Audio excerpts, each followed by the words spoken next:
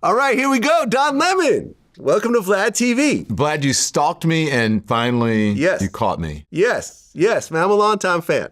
Thank you very much. Longtime fan, I'm a man. fan as well. You've been doing your thing for quite a while at the highest level. Thank you. And we have the same haircut because we have the same barber. We do. Shout out to Yusuf. Small world. Small world. Well, it's your first time here. I want to start at the very beginning. So you were born and raised in Baton Rouge. Yes. Shout out to my man Boosie. Yes. You're a little older than him?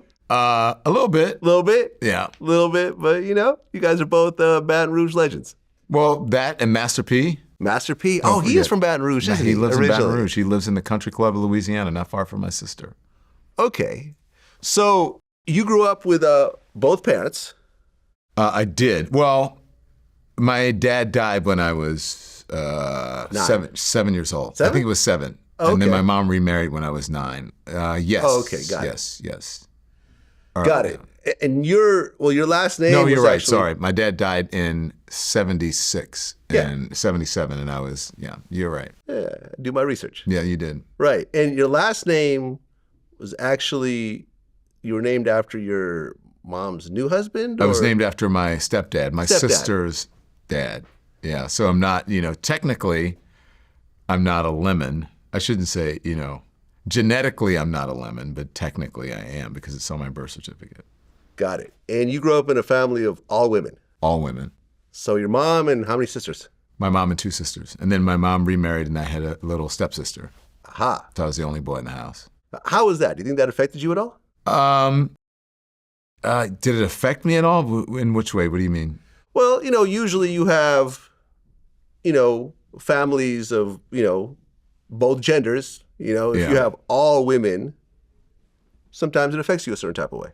Well, I always wanted to have like a brother, and I never did. So I was close to my cousins. My one aunt had all boys. She had 4 boys, and 3 of them were my age, a year apart. And with my cousin Kevin, who was my age, and then Ray, Clarence, who was 1 year younger than us, and then, Gerald was 1 year younger than us, and then Ray was a year younger than him. And then years later, she had another son. And so they were like my brothers growing up. And then my mom's sister, my aunt's daughter, was older because my aunt was older than my mom, and her son was my age. So I had 2 cousins that were exactly my age, and then several other boys they were basically my brothers. Got it. Now you grew up Baptist. I did. Shiloh Missionary Baptist Church. And was your mom like deeply religious? My mom was a believer, but she wasn't a holy roller. Okay. My grandmother was deeply religious. My aunt is more of a holy roller. And but I came from a religious background. Okay. And as a kid, was that something you really embraced or were you a little unsure about it? Both, if that makes sense. Yeah, I embraced it because I went to a Catholic school. And that's all we did. Everything was about Jesus, Mary, and Joseph, right?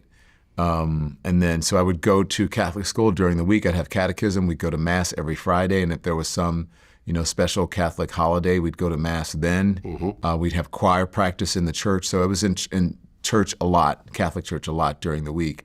And then I'd go to my Baptist church on Sunday and go to the morning service and go to the evening service. And sometimes in between, you'd have Bible study. And in the summer when you were off, you'd have vacation Bible study. So there was a lot of Jesus, a lot of Bible going on. A lot of Bible going on. Yeah. I feel you. Now, in your new book, I Once Was Lost, My Search for God in America, you talked about a situation where as a child, there was an older boy in your neighborhood who was a teenager. Yeah.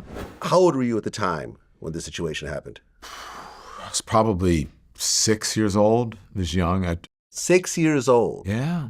Wow. Yeah. I thought it was a little 6 bit years older. old, if younger, but yeah. Okay, and how old was the boy? In his teens. Huh. So, 15, 16, 17, and then older. As I got older, obviously he got older. And not only that, but, he would co-opt his friends or get his friends involved. And they would try stuff with me. So you were in kindergarten, Mm-hmm. pretty much, Mm-hmm. and you started to get sexually molested by this boy. How did the initial situation happen? God, I can't remember when, but I just remember being alone with him because he was a family friend and he lived next door. I think initially it started when our parents would, they'd have like a house party or get together or just walk over and whatever, and I would be in the room with him. And, things would happen. You'd try things, and I didn't, I was a kid. I wasn't sexual. I didn't really understand it. Or we would be alone. Our parents would be at work, and we'd be running around the town. I grew up in a place where you just kind of ran around. It was in the country, your shoes off, and there were lots of time. This was back in the day when kids would leave the house in the morning and come back in the evening for dinner. Yeah, in your book you said, an older kid in my neighborhood who was tormenting me in ways I had no words for. He told me not to tell, and I didn't, not until decades later. Even if I'd known how to articulate what was happening, I probably wouldn't have, because I feared the kid like a field mouse fears a wolverine. Yeah, I didn't realize you were that young, 6 years old. Yeah. You don't really understand sexual thoughts at all at that age. No. And now you have a kid who is almost an adult. Yeah. Well, to someone who's that young, to me, he was an adult. Yeah. And by the time it ended, he was an adult. So how long does it go on for? It went on until I write in the book before this one about how long it went on for. I write in more detail about the situation. This one in the new book is a sort of a cursory situation, and I write about it in my relationship with God and faith and in my belief. In the book before this one, in This Is the Fire, I write in detail about what happened. I think it was around 12, 13 years old. My mom remarried and we moved to a different neighborhood. And then he took me away from the predator. Well, you said the abuse stopped after you told him that you'd bite his penis off the next time you do that. Mm-hmm. Yes. That stopped. And it stopped. Did you tell anybody during that time? No, I told no one. Why? I was scared and ashamed. And, what predators do is they make you think that it's your fault. And when you're a child, you're young, you're, prepubescent or pubescent, your body reacts. If you ask anyone who is even victims of rape as an adult, your body reacts to things even when you don't want it to, right? If someone is touching you. Yeah, of course. And so I thought it was my fault in some way as a kid.